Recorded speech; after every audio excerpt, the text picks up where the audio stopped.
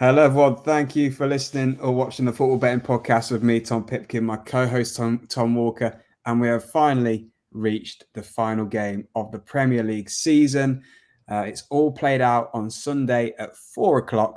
We're going to go through every game on this podcast, picking out our betting highlights, and hopefully win people a little bit of profit for the final day. We are sponsored as ever by our friends at Quiff. You can get Quiff at quiff.com. Quiff is the only bookie where your bets can be supercharged. So if you put anything in your bet slip, it could be a single, an accumulator, a combination bet, at any stake, at any price, it has the chance to be supercharged. So that means the odds can go from if your single is 2.0, it could go up to 2.5. If your accumulator is 10.0, it could go up to 20.0. Such is the thrill of betting with Quiff. It's really unique. It's really fun. So check that out at quiff.com and you can get a £30 surprise bet if you bet a tenner using the sign-up code in the podcast show notes. Tom, for the final time this season, how's it going? Are you ready for a big weekend? Are you expecting any kind of drama whatsoever? Got 3 points to hit on right off the bat. Number one, for those who are listening, Tom is wearing the New England away kit. I hate it. Absolutely. Yeah, it's bloody horrible. I'm a big fan. Yeah, I was assuming you were as you were repping it. Yeah, I think it divides opinion a little bit. I think I'm old and boring and I bloody hate it, to be honest. Number two, I feel good. Everything's great. It's been a long season, but kind of coming to the close, and also kind of got one eye on the Euros, and we will talk through our kind of plans for the Euros on Twitter as things progress. And then finally, I don't mean to be negative Nelly, I don't think there's going to be any Premier League drama this weekend, to be honest. You don't think Luton are going to beat Fulham 6-0 and Forest are going to lose to Burnley 7-0 and we're going to get relegated? Well, if there's one team that can do that, it is Forest. May I remind you, on 2020, the COVID season, Forest had a 7 goal difference swing in their favour, plus 3 points advantage over Swansea. They managed to lose 4-1. Swansea managed to win 4-0 away for Forest to calamitously drop out of the playoffs. So if anyone can, the Reds can. Well, if they do, I'm sure we'll all make a pretty penny betting against Forest, because if you bet on what's needed to happen for Forest to go down, you'll be quids in off just literally a quid. Yeah, no drama at the top. We've got Man City with a fairly winnable game, or a very winnable game, and same with Arsenal at home. But we'll go through all of this in detail as we go through the games. We'll kick things off with Burnley Forest, and it's top of my list as I'm looking right now on Quiff. I think for me, it's brilliant to not realistically have to care what the result is, because we would have been nervous wrecks if there'd been anything riding on this game. So thank you, Burnley. Thank you, Luton, for being really poor for the last few weeks and losing your games. Both teams to score is the thing that I like here. It's priced at 1.4, so the bookies agree. But Burnley have gone 20 consecutive games without a clean sheet now. Forest, 13 consecutive games. Both teams have scored in the last 5 Burnley games and 7 of the last 9 Forest games. So this is two sides who have really struggled all season long to keep clean sheets.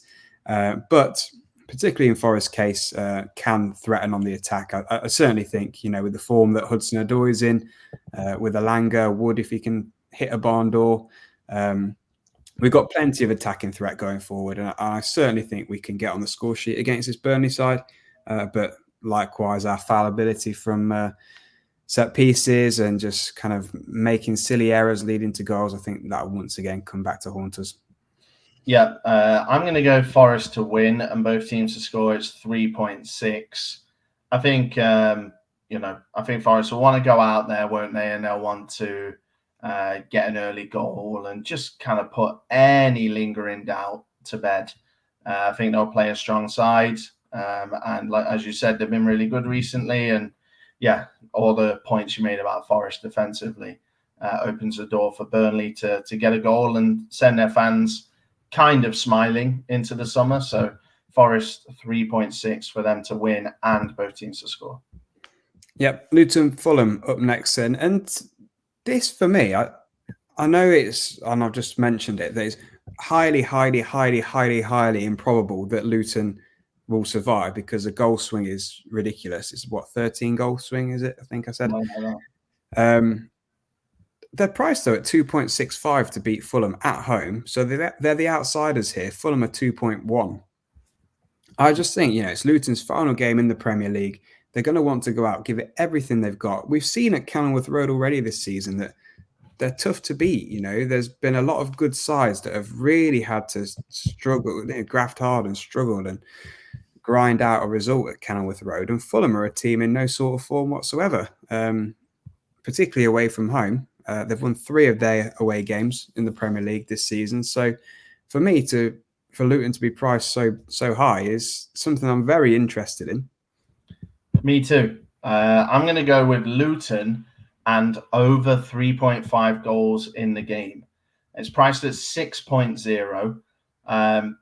I think if you're Rob Edwards, you know that there's not much chance of this happening, but you go out there, you want to show the fans that you're going to give it all. He was obviously very emotional at the final whistle, right, in their last game when he kind of realized that they were all but done. I think they're going to want to go out there and put on a show for the fans and, get some momentum bouncing into next season where you would expect Edwards, unless he's plucked by a Premier League club, to be in charge and kind of go again. And it's going to leave space. And Fulham don't really, Fulham are pretty poor at the moment, but, there's definitely talent enough on the pitch to get a goal or two. So, Luton to win over 3.5 in the game. Doesn't matter who scores what, although I suppose we need Luton to win. 6.0. I'll just also throw out Luton to win and both teams to score. That's priced at 3.9. Luton's 17 consecutive games without a clean sheet. So, like you say, I think Luton will win. I think, like you say, again, defensively, Fulham, plenty of players on the pitch to take advantage of Luton's defensive frailties. So, either or, I think, for me. I think they both look good. Chelsea at home to Bournemouth, then Chelsea price at 1.4, Bournemouth 4.8, and the draw is 4.33. Chelsea just keep going marching on, don't they, at the moment? Yeah, they look really good. I feel like Poch has finally started to get something going. He probably doesn't want the season to end, to be honest with you. Well, maybe he does because it's been bloody stressful. But they could end with a Europa League spot, which is nowhere near enough return on investment for the performance. But I think he'll take it when they were 12th or something like that. Around Christmas, January, February time. So fully expect them to get the win. And Bournemouth celebrating Iraola's contract extension. I think, Tom, we both expect them to get on the score sheet. So Chelsea to win and both teams to score is 2.3. I think I like Chelsea's attack, and I've been saying it for a while. Palmer, I like Jackson, I like Mudryk. I'm not in the camp of, these guys suck. I actually really like those. At the back is where I'm far from convinced. Maybe Solanke to get one against his former club. 2.3, Chelsea to win, both teams to score. Yeah, I like it. Brentford Newcastle next then. For me, nothing I'm hugely hot on in this game. I don't know about yourself. Newcastle, like you say, with Chelsea, they're also chasing the Europa League or the Europa Conference League. So I don't know, to be honest, in this particular game, because they have very poor away form, the Newcastle. Yeah, 2 unreliable teams. Don't know what I'm going to get from either of them. The Jurgen Klopp farewell at Anfield up next then. Liverpool at home to Wolves. Liverpool understandably short at 1.14. Unless you think that Liverpool are going to go out with a bang and you're going to look into the handicap market, There's not really a particular bet for me here. Handicap, if you do think Liverpool are going to win comfortably, -2 is still only 1.88. So, that's for Liverpool to win by 2 goals or more. So, that's still quite skinny for me. I have a bet. It's Wolves at 15.0. It's a big old price, isn't it? 15.0. Like, this ain't Sheffield United. Like, I know, yeah, the narrative, Klopp. Imagine how all the bloody Liverpool fans are going to be bawling their eyes out over a manager who won 1 Premier League title. But they're going to be, oh, Klopp, we love you, blah, blah, blah, blah. They've not been good. Like, this is a team that drew to West Ham a couple of match days ago, lost to Everton, right? Drew against Villa, sure. Battered Tottenham, but Tottenham are in a sorry state at the moment. They're not exactly flying. Neither are Wolves, but bloody hell, you give me 15s for Wolves. Bloody hell, yeah, I'm going to have a quid or two on that for sure. It would be like quite a storyline, wouldn't it? It would fit if like Klopp was supposed to get, was it the treble, quadruple or something like that? Yeah. And then it just ends with him getting beat by Wolves at home. I mean, I imagine a lot of our listeners are Liverpool fans, so I don't want to upset them too much, but I would quite like that. I think it would make me laugh. Savage. But yeah, no, I completely agree. Like, if you said to me, would you rather put some money down on Wolves to win a big price like that, or on, the risk and return is much better on that than, sticking money down on Liverpool on the handicap when it's still under evens. Yeah. Like, just have a bit of fun. It's the last game of the season. Wolves at 15s. Let's have it. Yeah. Brighton, Man United then. Brighton price at 1.98 for the win. The draw 3.5 and Man U 2.75. This is a Man United side who have been travelling poorly. No wins in their last 5 Premier League away games. Losses to Palace, Chelsea, Man City, and draws to Brentford and Bournemouth. So they're not particularly trustworthy away from home. Brighton, after getting a win at home to Villa, kind of reverted to type with a draw against Newcastle and a loss to Chelsea. So, yeah, they've got 1 win across their last 9 games in all competitions. I don't really trust either side here, to be honest. No, I don't trust either side, but I think the FA Cup as well is something definitely to think about. You heard Ten Hag's speech on the pitch after the game, and it was, we're going to get the FA Cup. I'll do everything I can to bring it. There was no kind of, and rightfully so. Could you imagine if he was like, listen, guys, we will get this Europa Conference League spot, I promise you. There was already enough booze. I think everyone's going to leave a leg out, and everyone's going to play at 50%. So I have no interest in backing this. However, it's kind of tempted to go for United at that price. No, kind of. Kind of. No, I won't be going anywhere near it, but I know what you mean. Yeah. Let's look at Sheffield United Spurs then. Sheffield United priced at 5.6, the draw 5.0, and Spurs 1.30. No, we were speaking off air about how poor Spurs have been recently. No clean sheets in 10 consecutive games. Struggling to pick up points. They're very short. They've lost 5 of the last 6, winning just 1. That was away at home to Burnley, in their last home game. Away from home, they've got just 1 win in their last 7. That was when they beat Villa 4-0. So poor travellers, struggling for clean sheets. Sheffield United, though, they've been poor all season. 6 losses on the bounce, no wins in 18 games without a clean sheet. So the obvious one here, considering those stats, is the both teams to score, which is priced at 1.4. I'd also like to chuck out one that won for us at a big price a couple of weeks ago, where I correctly threw out Sheffield United to score the first goal, but then lose the game when they played Forest. I think we could potentially see the same thing again. Sheffield United have scored the first goal in 5 of their last 9 home games and not won any of them. It would be very Spursy to let Sheffield United score first. We know Spurs start slowly and really kick on in the second half of games in particular.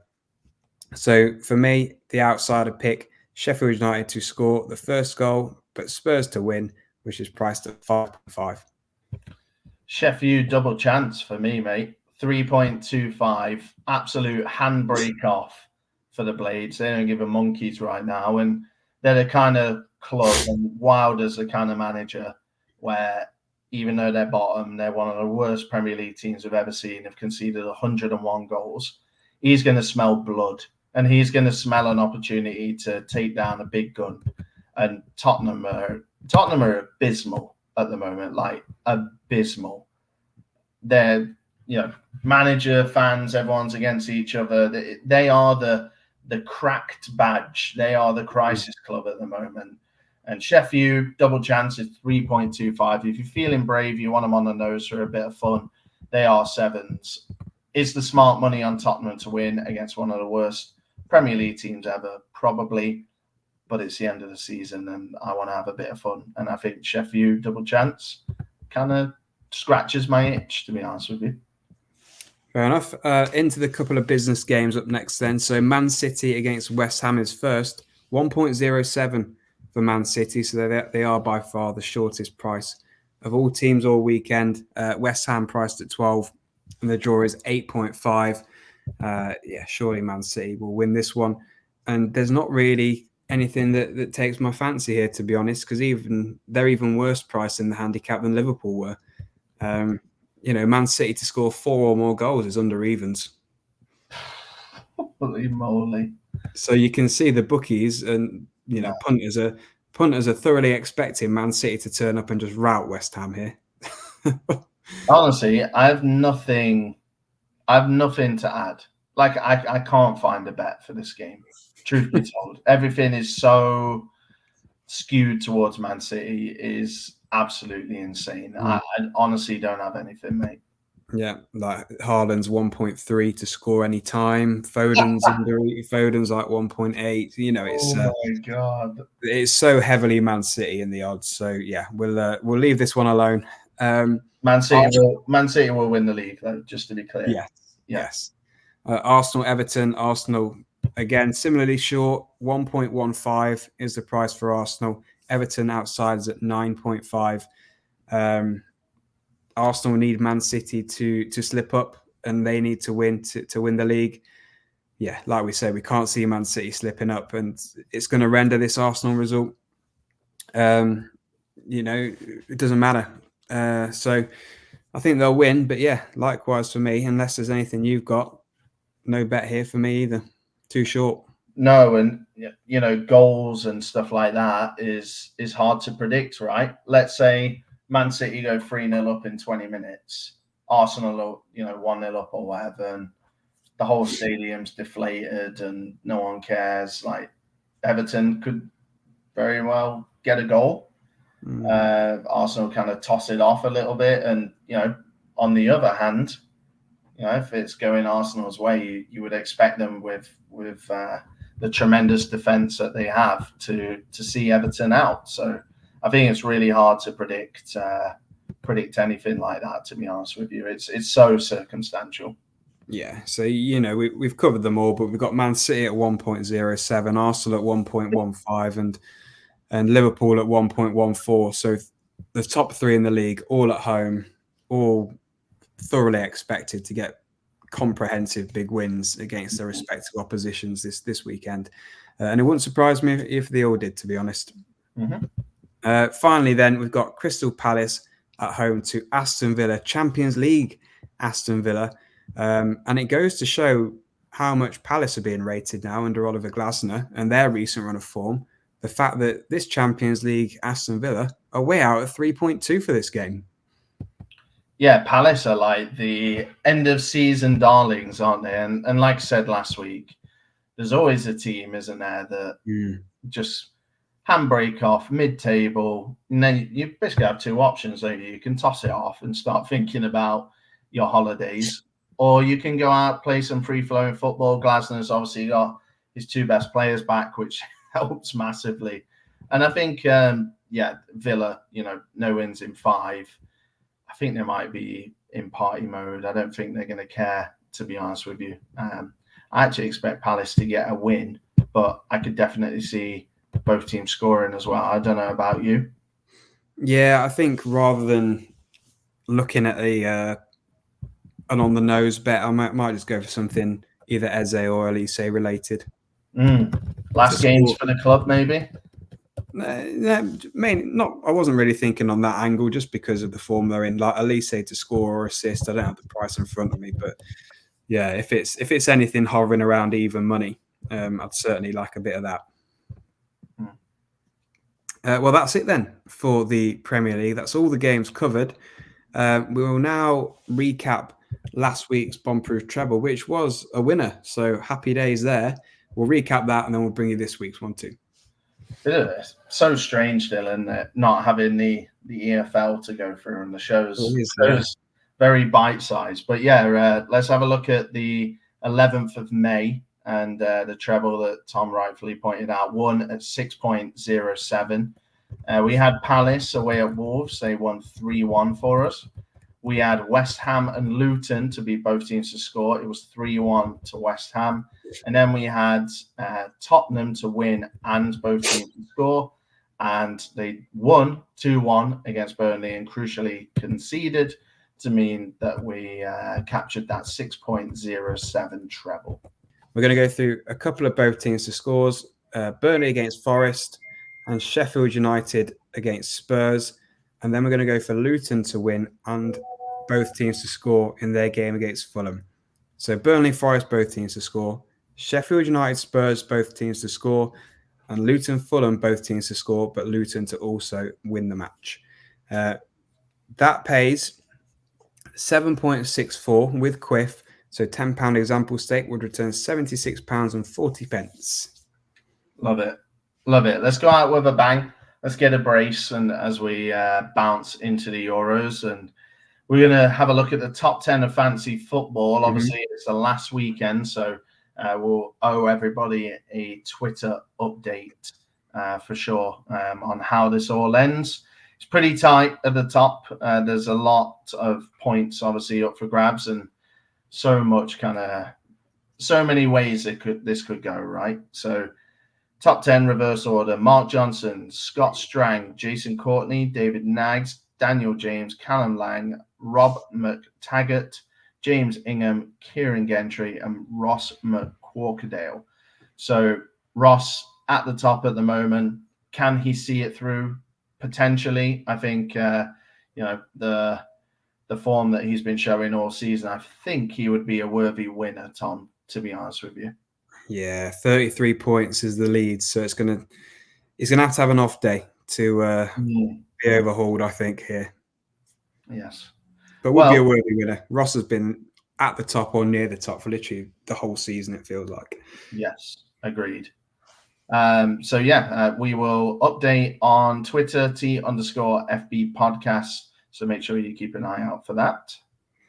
Yep. And if you have enjoyed the show, we'd really appreciate a rating or review wherever you listen to your podcasts. But that is it for the regular season pods. Like Tom says, keep an eye on socials for what we're going to do for the Euros. So we'll be back for that. But thank you for everyone who's listened across this entire season. We really appreciate everybody listening, interacting with us on socials. We hope you enjoyed the pods that we put out across the course of the last 9 months or so. And we'll see you again in a few weeks for some Euros action. Smash in.